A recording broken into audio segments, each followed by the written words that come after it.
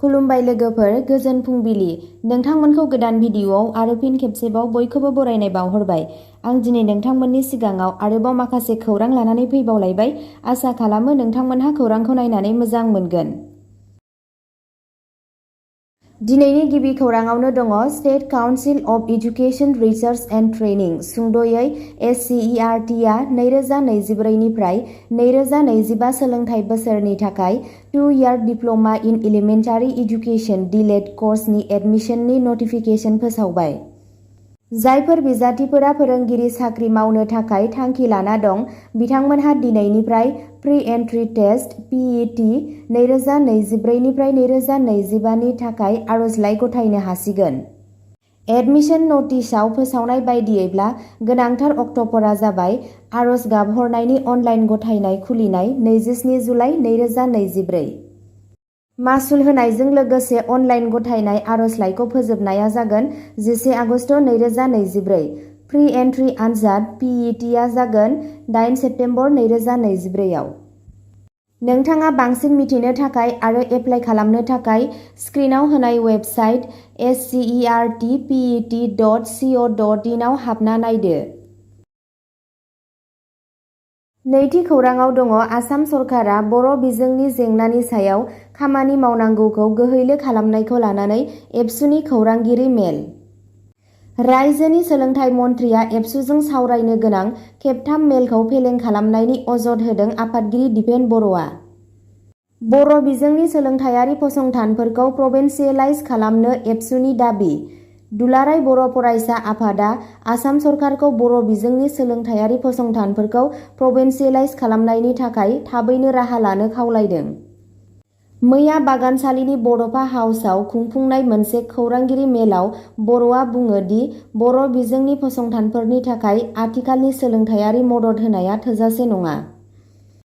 खौरां मेलाव एबसुनि आफादगिरि दिपेन बर'आ BTR गोरोबथानि 6.3 दफायाव प्रभिन्सियेलाइज खालामनो गोनांथि होदोंब्लाबो बर' बिजोंनि फसंथानफोरनि थाखाय थोजासे मदद गैयैनि सायाव नोजोर होयो। 4 बोसोराव गं 10 फरायसालिमाफोरखौल' रायजोआरि खालामनाय जादों, जायनि थाखाय गाहाम सोलोंथाइयारि थाखोफोरा सुस्रांजायाखै। बर'आ बर' बिजोंनि पस्ट ग्रेजुवेट फोरोंगिरिनि आंखाल।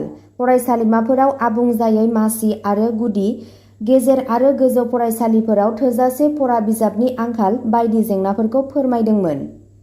बिथाङा हुमखि होदोंमोन दि जुदि दाबिफोरखौ सुफुंनाय जाया अब्ला एबसुआ सुबुंखान्थियारि सोमावसारनाय जागायगोन। आफादआ बेफोर गोनांथार जेंनाफोरखौ सुस्रांनो आरो बर' फरायसाफोरनि थाखाय गुन गोनां सोलोंथाइखौ रोखा खालामनो थाबैनो राहा लानो नागिरनायखौ खौरां बिजोंनिफ्राय मिथिनो मोननाय जादों। थामथि खौराङाव दङ केदारनाथ जात्रा लामायाव हा गिसिखानायाव 3 सुबुंनि जिउ खहा, 8 जोखोम। रबिबारनि फुङाव सिरबासायाव केदारनाथ जात्रा लामायाव हा गिसिखानायनि जाहोनाव महाराष्ट्रनि 2 दावबायारिफोर आरो सासे जायगानि थागिरिजों लोगोसे 3 सिबियारिफोरनि जिउ खहा जायो। रिपर्टनि बायदियैब्ला गुबुन 8 सुबुंफोरा जोखोम जादोंमोन आरो बिथांमोनखौ देहा फाहामसालियाव थिसननाय जादों। उत्तराखन्डनि गिबि मन्थ्रि पुष्कर सिंह धामीआ दुखु फोरमायदों आरो सोलिबाय थानाय रैखाथि आरो रैखाथि नाजानायखौ खोथा होदों। रैखाथि हान्जाफोरा गोहोम गोग्लैनाय सुबुंफोरखौ हेफाजाब होनो थाखाय खामानि मावगासिनो दं। ब्रैथि खौराङाव दङ आसामनि दिहिंआव हाग्रानि अमाजों गाग्लोबनायाव सासे आबादारिनि जोखोम। 21 जुलाइखालि आसामनि दिहिंआव हाग्रानि अमानि गाग्लोबनायाव सासे आबादारि अताबुर रहमानआ गाज्रियै जोखोम जादोंमोन। बे जाथाया बावैसो सिगां मोसाफोरखौ नुनाय आरो ओनसोलाव गाग्लोबनायनि गेजेराव जादों। रिपर्टनि बायदियैब्ला रहमानआ गावनि फोथाराव खामानि मावगासिनो दंमोन जेब्ला हाग्रानि अमाया गाग्लोबदोंमोन, जायनि जाहोनाव बिथाङा गोब्राब जोखोम जादोंमोन। बिथांखौ गोजौ फाहामथायनि थाखाय नगावआव लांनाय जादों। बे जाथाया थागिरिफोरखौ हाइ एलार्टआव दोनदों। आबादारिफोर आरो बिसोरनि जिउ राहाखौ रोखा खालामनो थाखाय बिबानगिरिफोरनिफ्राय गोख्रै राहा लानो दाबि दैखांदों। बाथि खौराङाव दङ आसामनि आनन्द पादुरिया सानखान्थियारि अलिम्पियाडआव सनानि मेडेल देरहाना जारिमिन सोरजिनो हादों। आसामनि सासे लाइमोन सानखान्थिगिरि आनन्द भादुरिया ब्रिटेननि बाथआव 65थि हादोर गेजेरारि सानखान्थियारि अलिम्पियाडआव 2024आव भारतनि रेकर्ड सिफायनाय दिन्थिफुंनायाव गोनां बिफाव लादोंमोन। भादुरिजों लोगोसे भारतारि हानजाया मोनब्रै सनानि मेडेल, मोनसे रुपानि मेडेल आरो मोनसे मान गोनां मुंख'नायजों हादोरनि बयनिख्रुइबो गोजौसिन रेंकिं मोननो हादोंमोन। आसामनि गाहाय मन्त्रि हिमन्त बिश्व शर्माया भादुरिखौ बिथांनि सनानि मेडेलनि थाखाय बरायदोंमोन। भारतारि हानजानि जारिमिनारि दिन्थिफुंनायनि बाहागो महरै बिथांनि देरहासारनायखौ बाख्नायदोंमोन। भादुरिनि जाफुंसारनाया ओनसोलनि लाइमोन फरायसाफोरखौ सानखान्थि आरो बिगियानाव साबसिन खालामनो थाखाय थुलुंगा होगोन होनना मिजिंथिनाय जादों। द'थि खौराङाव दङ झारखन्डनि गिबि मन्त्रि हेमन्त सरेनआ आसाम फ्लाड्स रिलिफ फान्डआव दैबानानि जेंनाखौ सुस्रांनायनि थांखिजों 2 कौटि रां अनसुंथाइ होदों। झारखन्डनि गिबि मन्त्रि हेमन्त सरेनआ बावैसो जालांनाय दैबानाजों खहा जाजानाय सुबुंफोरखौ हेफाजाब होनो थाखाय आसामनि गिबि मन्त्रि रिलिफ फान्डआव 2 कौटि रां अनसुंथाइ होदों। आसामनि गिबि मन्त्रि हिमन्त बिश्व शर्माया टुइटाराव साबायखर बावनानै झारखन्डनि सुबुंफोरखौ बिथांमोननि उदारथिनि थाखाय साबायखर बावदों। बे बिहोमाया मोनसे गोनांथार समाव फैदों मानोना आसामआ गिख्रंथाव दैबानाजों मोगा-मोगि जानांदों, रोजा रोजा सुबुंफोरखौ जायगा सोलायहोदों आरो गोबां खहा खालामदों। राङारि हेफाजाबा खैफोदनि समाव भारतारि रायजोफोरनि गेजेराव खौसेथि आरो गावजों गाव हेफाजाब होनायखौ दिन्थिनायजों फिन फसंफिननाय नाजानायनि थाखाय जोबोद गोनांथार रैखाथि आरो हेफाजाब होगोन होनना मिजिंथिनाय जादों। 7थि खौराङाव दङ हारियानानि नुहुआव 24 घन्टानि थाखाय मबाइल इन्टारनेट बाल्क SMS सिबिथायखौ बन्द खालामदों।